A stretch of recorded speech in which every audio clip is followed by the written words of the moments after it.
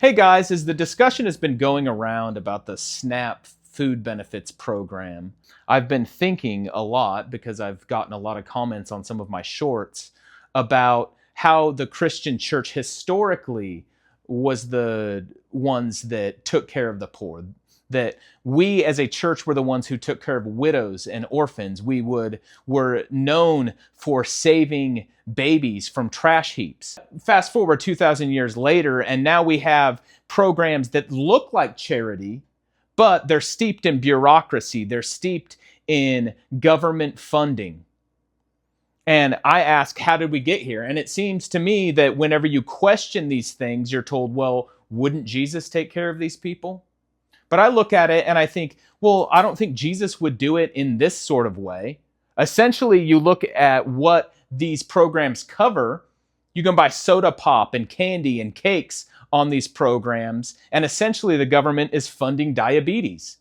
And so you have to ask, well, why hasn't the health department stepped in and said, hey, maybe we shouldn't be providing this sort of non-healthy, horrible food to our people at no expense. Maybe we should rein this back a little bit and say, hey, only these sorts of items are covered.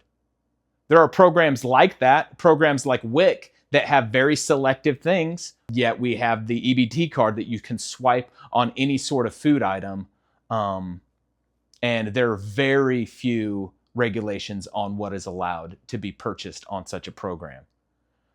But what do we do now?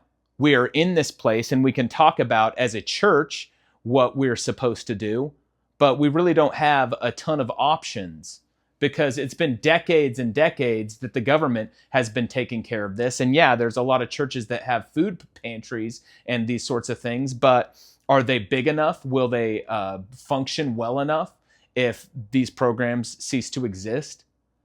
It's something that has to be considered. That how can we as a people, a church is a group of people. How can we as a group of people, if it is put back into our hands, step up and make these things work? Because we still are called to do charity. We're not called to just say, hey, these programs suck. We don't like these programs. They're garbage. Well, what if the programs didn't exist anymore? Well, now we've got to put up where our mouths have been speaking for years. And so we do have to consider these sorts of things. What are we going to do if we no longer have these government programs? The early church didn't ask for permission. They didn't wait for the government to take care of people. They took care of their own first, and then they took care of others. And the reason they took care of others is because they had been saved by Jesus Christ. And in taking care of others, they were showing an undeserved love that they had received, and they were displaying that love to other people. When you're just have funds dumped into a card that you can swipe, there is no love, there is no charity, there is just money, and it becomes an entitlement. Something that you're like, well, of course I should have this sort of thing. It's owed to me. In Thessalonians, Paul says, if you don't work, you don't eat. So even though we are called to charity, all over in the Bible it says we are to help the poor, and in helping the poor, it is like helping the Lord. And the reason the church would step up and help and save these babies and help these people is because of the theological concept of the imago Dei, that we are made in the image of God, and it is that being made in the image of God, that divine spark that makes us special, that makes us something worth helping, something worth saving.